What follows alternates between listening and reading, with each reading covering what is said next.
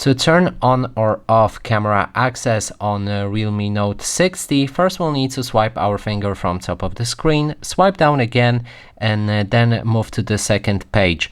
Right here you should be able to find the camera access icon. It looks like this.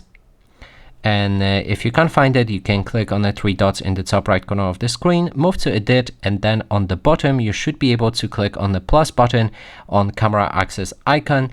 That way it should be added, and then you'll be able to manage it right here.